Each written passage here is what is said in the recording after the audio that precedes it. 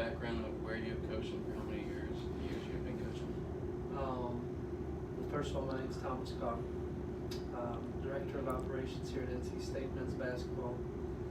And I came from UNC Wilmington, where I was an assistant coach for 3 years. Prior to that, I was at East Tennessee State as an assistant. Was a high school head coach at George Washington High School in Danville, Virginia. And before that, I was at Hargrave Military Academy as an assistant coach, where your father also graduated from. All right. So where did you attend college and what degree did you receive? Pfeiffer University, which is in Eisenhower, North Carolina, and got a degree in sports management. Which school have you coached at? What was your favorite and why is that? Favorite school, probably Wilmington, because the staff was so close, and we were able to win. Winning is fun. And just the relationships we developed. I would say eventually here will probably surpass that, but just having all those years there and kind of growing up more as a person too, I enjoyed that. And about what age did you realize that you wanted to be a college coach someday? I think I was about, I won't say college coach, but I knew that when I was around 16 that I had to do something in basketball because I had never really done anything else. No, didn't have my first real job. It's like I always would work camps, but my first real job until I worked at Jimmy John's one summer. I worked there for 2 weeks, enough to save up for some Jordans, and then I quit right after that. But it was then I kind of realized, all right, I need to stay in basketball, and so not good enough to be a pro. This was the next closest thing, and enjoy helping kids too, so that we kind of go hand in hand.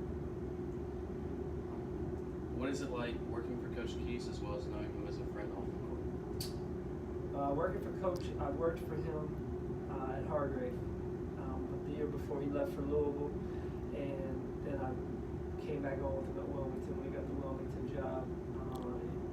There's very little change to who he is as a person.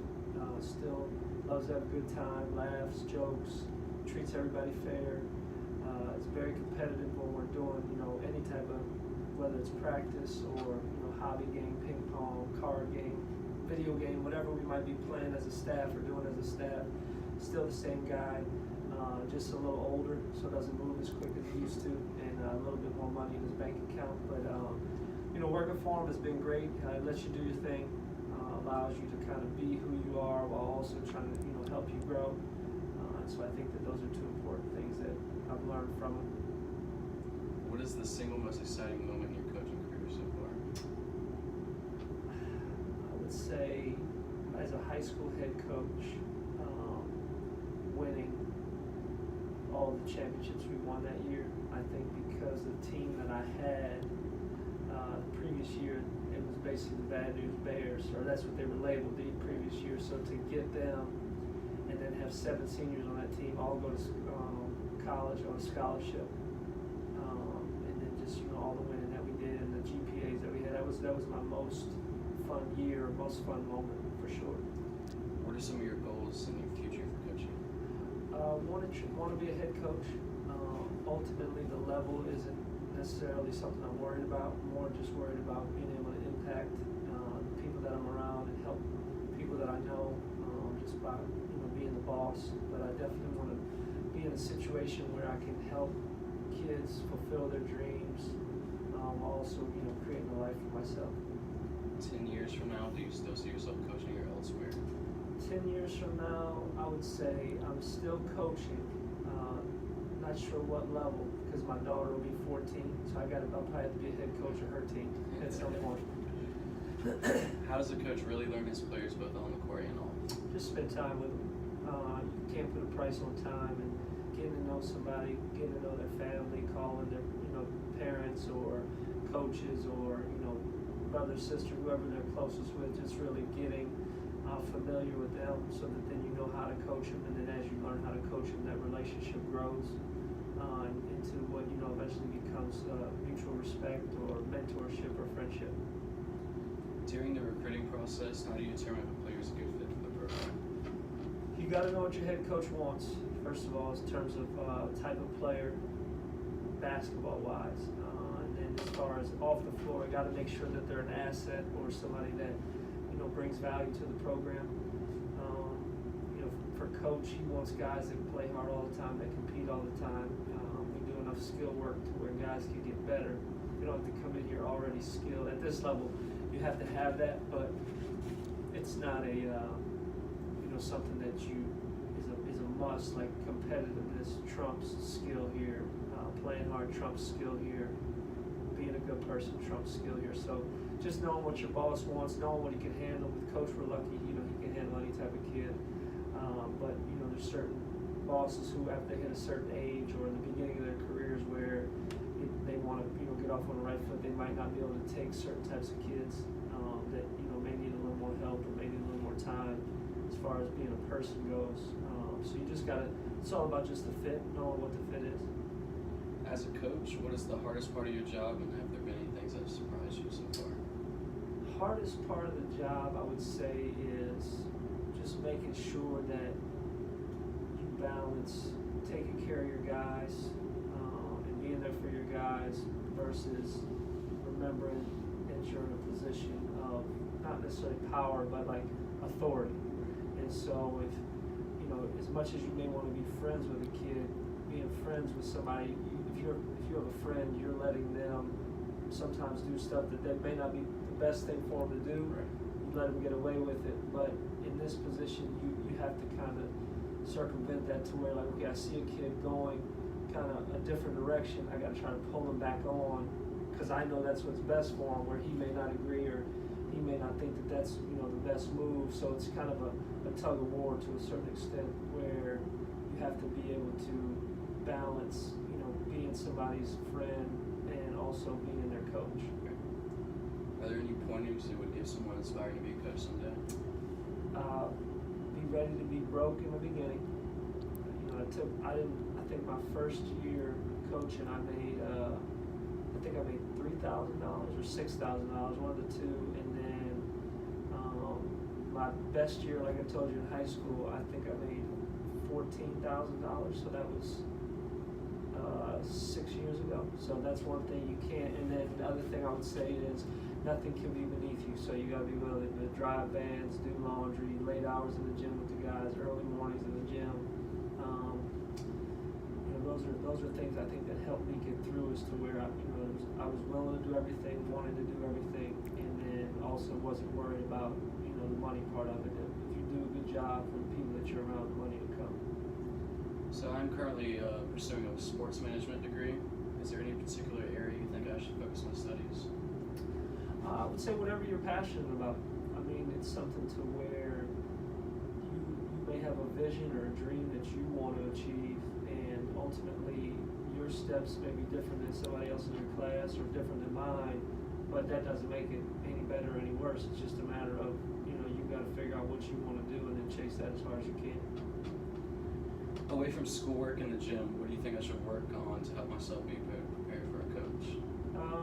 I would say staying in shape, because in this business, it's a perception business, to where guys first looking at you will try to determine who you are, what you're all about, and then making sure that you do a great job for the head coach and the assistants that you work under, because ultimately the people you're around the most are going to be the people that help you get a job or put you in a position to get a job.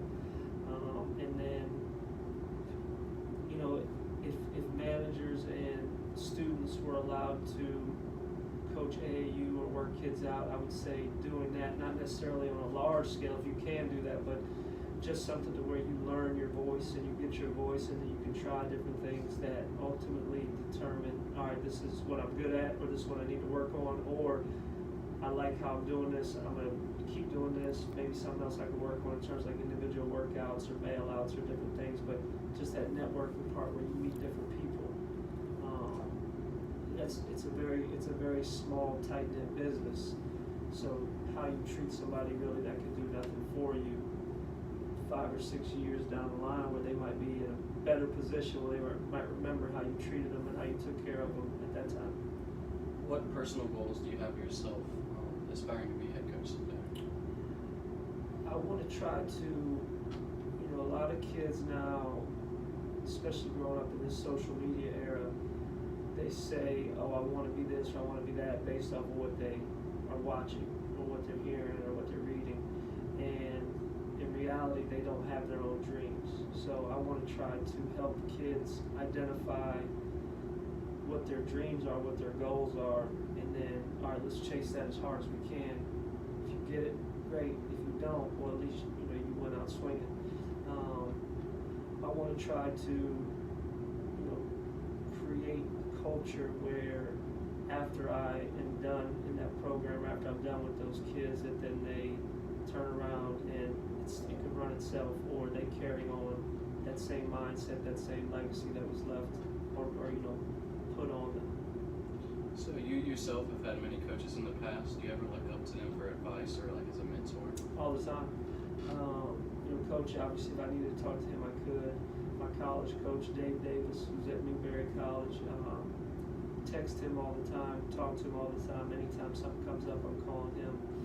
High school head coach. I mean, like I said, it's such a small business, and I've developed a rapport with all these guys to where, anytime I call them, they'll answer. They're there for me, and vice versa. If they needed me, I'd be the same way.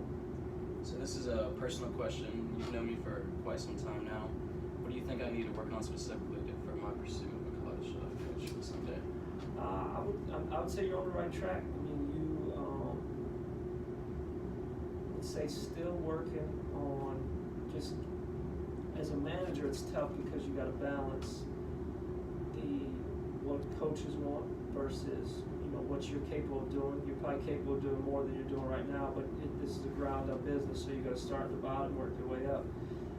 But just finding time to get in the gym, work guys out, because that's a big part of it. Is like I said, spending that time with the players to where they know you care, they know you want to be around them, and then that's where the respect factor comes in. But also, I would say one thing that I've learned as I've gotten older is watching film helps. Not only watching film, but watching games, so that you can see, okay, in the NBA they're doing this. All these guys say they want to be pros. Well, let me work on this with a guy, not necessarily a tough shot or whatever, but just different spots on the floor to where you're a student of the game, you understand it, and then you can also articulate it to the guys that you're around every day. And then just be willing to put in, unlimited hours until you get to where you want, and then that's when the real work starts. Right now you're trying to earn everything you're getting. Once you earn it, then you got to be able to stay there and continue to do it. Well, that is it. Thank you.